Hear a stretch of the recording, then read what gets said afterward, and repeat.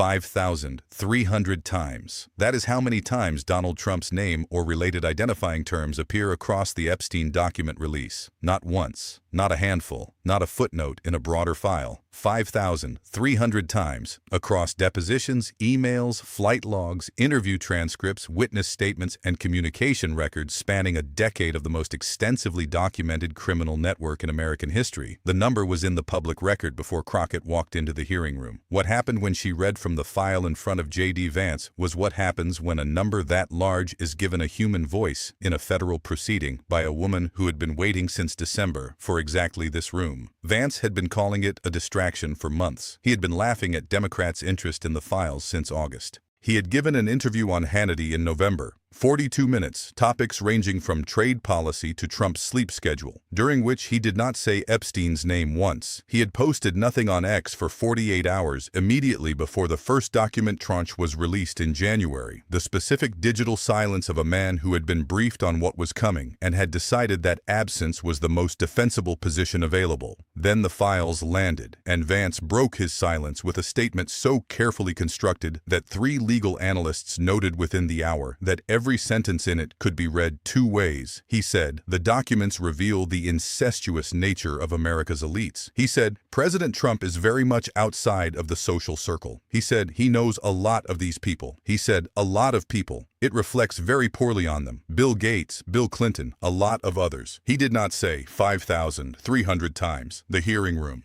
A standard oversight format. Long committee table, witness chairs, the particular configuration of a room designed to produce accountability through proximity and documentation. Crockett had been preparing for this hearing since the February document release, the one that contained the tranche Vance had accidentally broken with by publicly calling for an investigation the same morning. Trump told reporters it was time for the country to move on. The divergence between the vice president and the president, one calling for investigation, one calling for closure, had produced 48 hours of coverage that neither man's communications team had designed, and neither could fully manage once it was in the public record. Crockett had watched those 48 hours carefully. She had been watching Vance specifically since December, since the America Fest remarks, since the lawsuit, since the specific pattern of a man who attacked her presentation when he couldn't attack her evidence. She had been building a different kind of case, not a legal filing this time, a reading. She arrived at the hearing with a single printed document, 31 pages of the released file, specific sections tabbed with 4 colored markers, red, blue, yellow, green. The inventory system of a trial lawyer who has decided which sequence the evidence should be presented in and has color-coded the architecture of that sequence before she sits down. Vance was seated at the far end of the table in his now familiar advisory configuration. Present, observing, not formally participating. He had claimed the chair the way he always claims a chair, weight settled wide, both armrests occupied, the posture of a man who takes up the full width of the space he has been given and adds a centimeter on each side. He had his notepad. His pen was uncapped. He looked, as he always looks at the start of a proceeding, fully prepared. He looked that way for 11 minutes. Crockett opened with the FEC matter. The Lee Zeldin campaign donation, the 2 Jeffrey Epsteins in the records, the moment from November when she had made the mistake of citing the wrong one and had been called a genius by the New York Post. She cited it herself,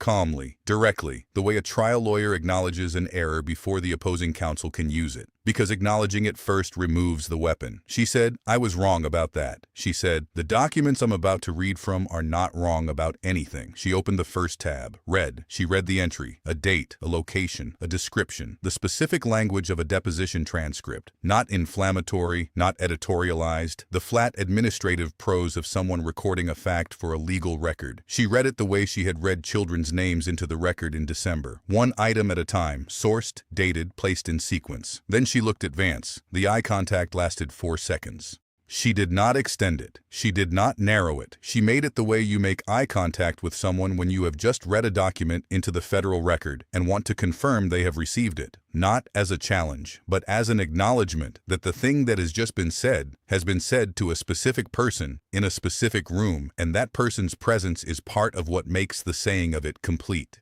Vance's pen moved once across his notepad, then it stopped. She opened the second tab, blue, another date, another location, another entry, this one from the email tranche, the specific communications that had been identified in the February release as containing the most direct references to Trump.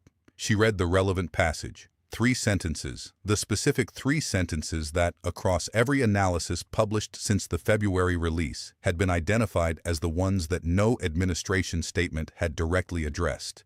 Not because the statements were evasive, they had been specific, they had been precise, they had engaged with the broader context of the files. They had simply not addressed these 3 sentences, specifically, by name, in sequence. She read all 3. The room had the particular quality of silence that a hearing room reaches when everyone in it is performing the same calculation simultaneously. The gap between what has just been read aloud and what has been said from every relevant podium and microphone in the preceding 4 months. Vance's right hand came from the armrest to the table surface, flat. The 4-inch migration that the camera operator on the left wall later said she had been waiting for since the moment Crockett opened the first tab. Not because she had been told to watch for it, because she had been in enough rooms to know that a hand moving from an armrest to a flat position on a table is the body's report on something the face has been instructed not to show. Crockett opened the 3rd tab.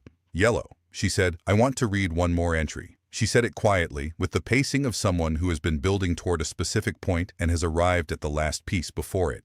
She found the page. She found the line. She read it. The line contained 5,300 as a footnote reference, a citation in the document itself, an internal count produced by the DOJ's own processing team documenting the frequency of Trump-related terms across the full release.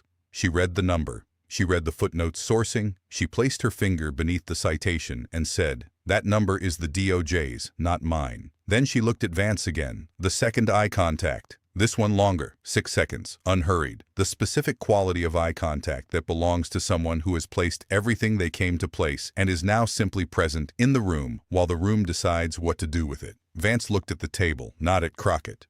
Not at the camera positioned on the left wall, not at his notepad, which would have been the functional choice, the choice that carries the appearance of engagement with the record, at the table, at the surface, the flat institutional wood of a committee room surface that was not asking him anything and was not expecting anything and had no capacity to receive what was happening in his face, which was the specific and private quality of a man who had said, in August, that he laughed at Democrats' interest in these files, and who was now sitting in a room while a woman read the files to him, with the sourcing in sequence, with the footnote, with his name nowhere in the text, and the vice presidency very much present in the room, and the 5,300 very much in the record. He did not look up for 11 seconds. The camera held. Nobody cut. Nobody provided a reaction shot from the audience or a wide angle of the full room. Just Vance's face, looking at the table, for 11 seconds that the clip would carry everywhere before midnight. Crockett closed the folder. She uncapped her own pen. She made a note. She looked at the moderator and said she had no further questions at this time. The moderator moved to the next speaker. Vance answered 2 questions in the following 20 minutes, both about trade policy, both in the organized, fluent, forward-moving register of a man who has returned to prepared ground and is grateful for it. His answers were correct. His voice was level. His posture had returned to the wide, armrest-claiming configuration he had entered with. But the pen that had moved once across the notepad in the first tab and then stopped, that pen had not moved again.